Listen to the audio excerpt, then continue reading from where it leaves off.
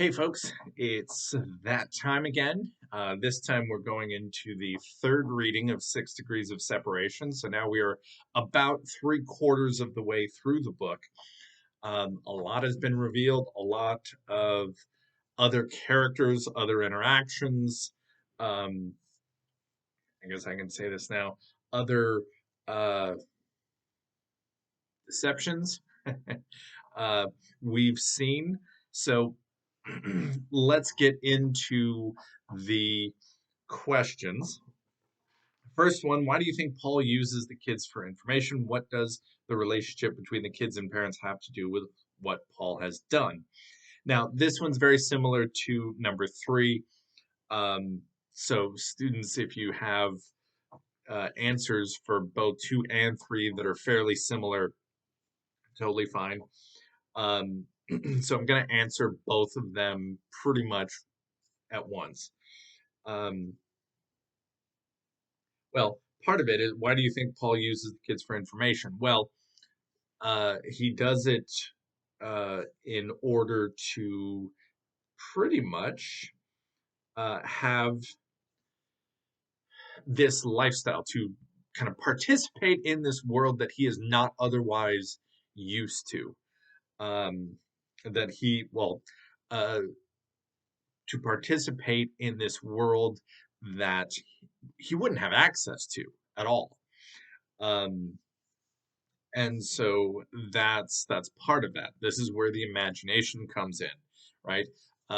Imagination isn't just, oh, I can think of Star Wars and Star Trek and aliens and things like that. It's for Paul, his imagination is how does he get what he essentially wants or even needs. Um, the last part of this, what does the relationship between the kids and parents have to do with what Paul has done? Similarly, number three, Flan says Agatha Christie asks, what do we all have in common? What do the parents have in common that allows them to be taken by Paul? Um, so there were, let's see, obviously Flan and Wisa, Dr. Fine, and Larkin, and I forget his wife's name. Um, so basically, those three groups of parents, what do they all have in common? Uh, and what does the relationship between the kids and parents have to do? Well, they all have in common is that their relationship with their kids sucks. It's not good. Uh, you see that almost foreshadowed, almost a clue in the very beginning, where uh, Paul comes in and says, "Oh, I go to school with your kids, Woody and Talbot," and first of all, she goes by Tess, not Talbot. And Woody hasn't been called that in years. So if that gave you a red flag when you read it, good job. You picked up on that clue. Um, and so the parents know about their kids, but as you've seen, that they don't really get along with them very much. And so that provides kind of a vulnerability that Paul kind of exploits in order to gain access to the this world of social status and money that he wouldn't otherwise have access to. Um, let's see what else. There was another point I wanted to make, and it's lost on me now. I'll probably have it a little bit later on. So that's pretty much two and three. Oh, the other one is I think part of the bad relationship, it's not just that. Um, well, hopefully not, but I'm sure you've heard of cases where once kids go to college or they're just adults and they start their own lives, that some kids and parents are estranged and they don't talk to each other and they don't care about each other. Um, which again is sad, but it does happen. The thing here is, and especially with Wisa, there's at least and Flan. Lisa and Flan, both of them really want to be their kids' parents. They're just not very good at it, as you can probably guess by now. And of course, that causes a lot of the tension and argument and things like that. Um, the nice thing is that John Gare really does kind of put the blame on that relationship on both. And one of the things you'll see,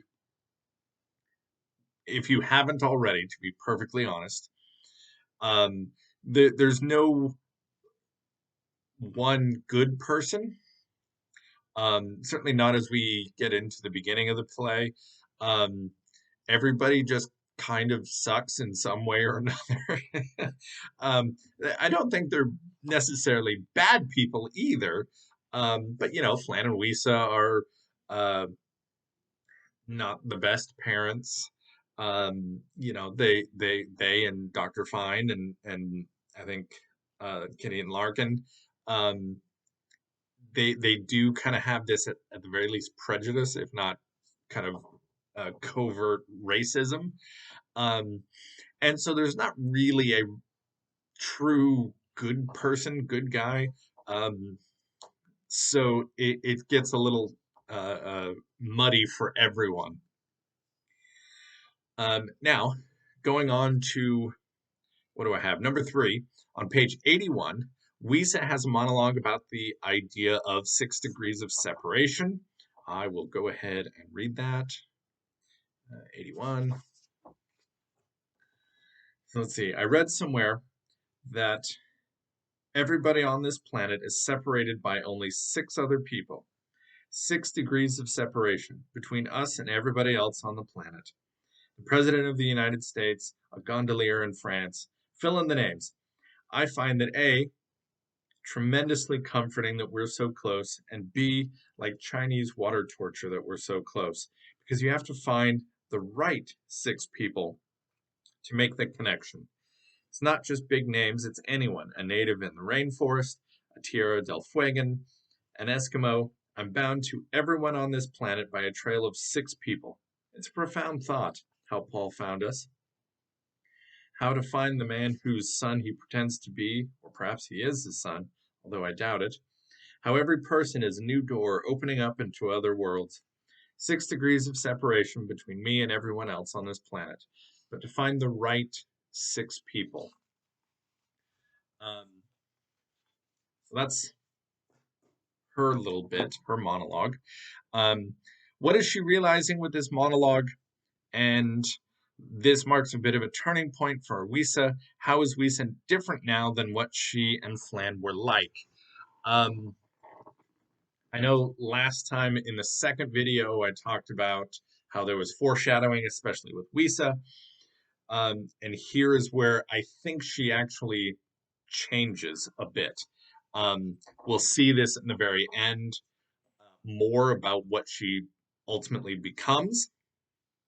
Um, but yeah, here she's introspective, which is one of those things that uh, you know I think is different about her. She's looking kind of inwardly.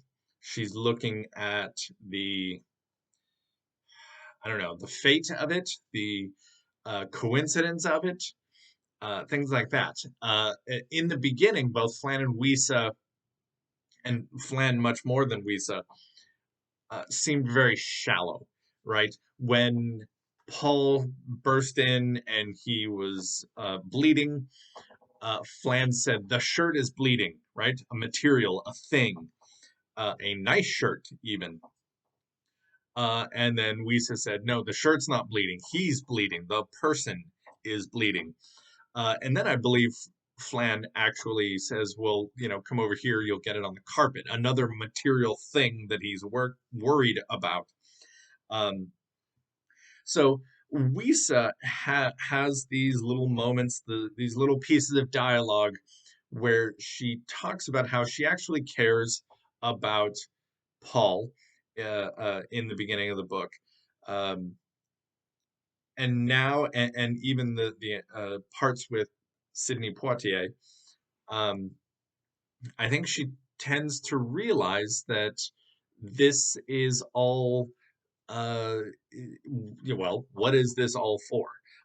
What is she doing? What was her life? What is her life with Flan? Um, and is it worth something? Or what is it worth in general? And she's thinking about it in terms of herself and her life and um, what's happened now with Paul.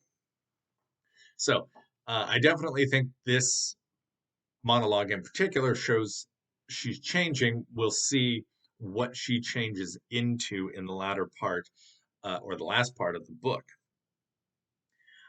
Now, the last question here is pretty much, well, it's an extension of what Wisa was just saying, but it's also a lot of, what your ideas are. So there's not really an answer from the book that I can tell you. With the internet and social media, our 6 degrees of separation are closer to 2 or 3 degrees of separation. Considering all the pros and cons of social media, is this connectedness comforting or frightening, and in what ways? Um, yes, I saw there was, this line of 6 degrees of separation has been around for several years. There's even a game called 6 Degrees of Kevin Bacon. I won't go into that right now, but you may have heard of it. I did see a study maybe 10, 12 years ago about how 6 degrees of separation are now, I think it was like 2.3 degrees of separation thanks to social media. So, on one hand, and this is one of the themes of the book, on one hand, we're all kind of connected in some way, shape, or form. And to some people, like in Wisa's monologue, some people that's comforting, that you're not alone. On the other hand, it could be frightening, not just for the reasons that Wisa says, that it's like, you have to find the right people.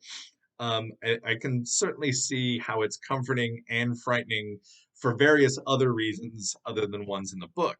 So I will check those answers out from you guys and see what you guys have to say and what your guys are thinking.